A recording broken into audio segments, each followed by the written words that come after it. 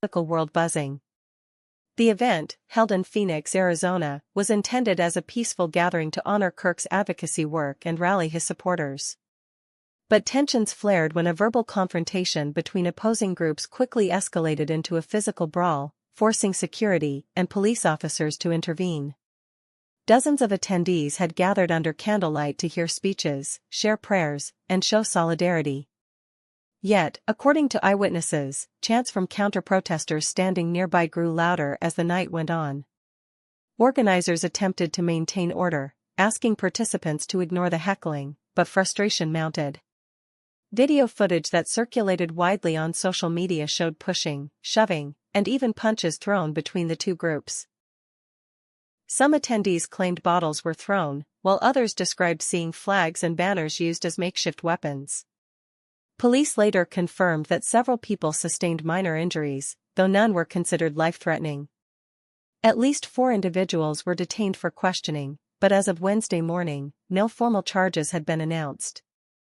The clash immediately set off a firestorm of commentary online, with conservatives accusing the radical left of deliberately trying to disrupt the vigil, while progressives claimed far-right groups escalated the situation. Hashtags tied to both sides trended on X, formerly Twitter, underscoring just how polarized the narrative had become. Charlie Kirk, the founder of Turning Point USA, was not in attendance at the vigil but addressed the incident later in a social media post. He condemned the violence, writing that the vigil was meant to be a moment of unity and reflection, not division. His comments were quickly overshadowed, however, by former President Donald Trump, who weighed in within hours of the brawl.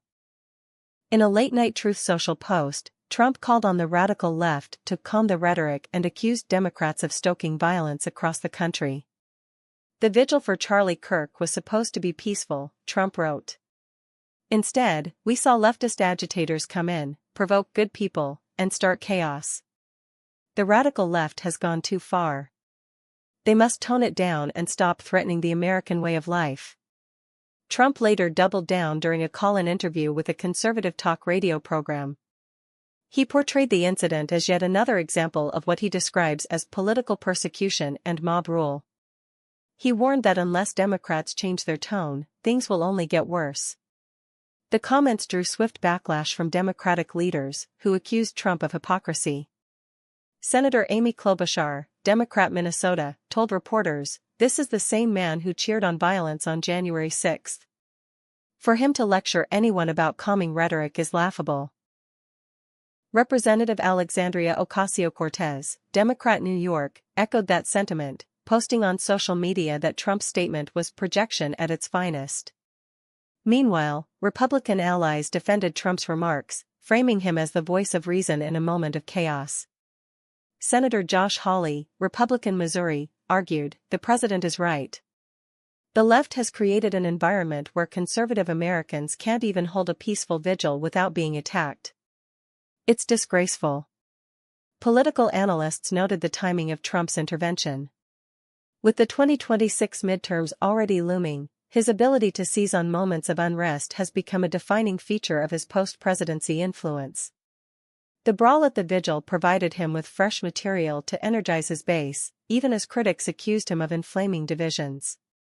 Cable news outlets quickly latched onto the incident, turning it into a 2-day media cycle. Conservative networks replayed the chaotic footage with commentary blaming Antifa and progressive activists. Liberal outlets countered by highlighting extremist groups that had reportedly shown up in support of the vigil. The back and forth created a familiar pattern: one event, two competing realities. Beyond the immediate finger-pointing, the vigil brawl has raised deeper questions about the state of political discourse in America. Experts warn that such confrontations are becoming more common as polarization intensifies and public gatherings turn into flashpoints. Dr. Emily Patterson, a political scientist at Arizona State University, told reporters that the clash illustrates the collapsing space for civil political expression. She explained, "Events like vigils, rallies, and town halls used to be forums for dialogue and debate. Increasingly, they're treated as battlefields. Both sides expect confrontation, and that expectation becomes a self-fulfilling prophecy. local authorities echoed concerns about rising tensions.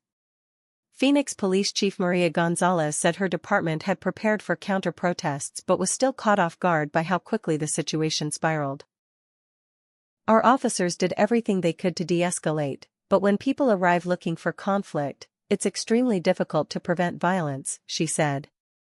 Community leaders are now calling for cooler heads. Reverend James Miller, who attended the vigil in solidarity with Kirk's supporters, urged Americans to reject the cycle of provocation and retaliation. "We have to stop seeing each other as enemies first," he said. "If we can't even stand together at a candlelight vigil without fists flying, then we've lost something vital in this country." Still, the political fallout shows no signs of fading. Trump's remarks have reignited debates about free speech, protest rights, and the role of political leaders in either fueling or calming tensions. Democrats argue that Trump thrives on division and uses incidents like the vigil brawl to keep his base mobilized. Republicans counter that the left's activism has crossed into aggression, leaving conservatives under siege. For ordinary Americans, the takeaway is more sobering. What was supposed to be a quiet night of remembrance turned into yet another chapter in the nation's ongoing culture war. And with elections on the horizon, experts predict that such flashpoints may only increase. As one young attendee put it while leaving the vigil in frustration, "I came here to honor someone I believe in, not to fight with strangers." But it feels like politics won't let us just be people anymore. Whether Trump's call for calmer rhetoric resonates, or simply hardens partisan lines, remains to be seen. What's clear is that the fight over America's political identity is far from over, and even the most solemn gatherings are not immune from the storm.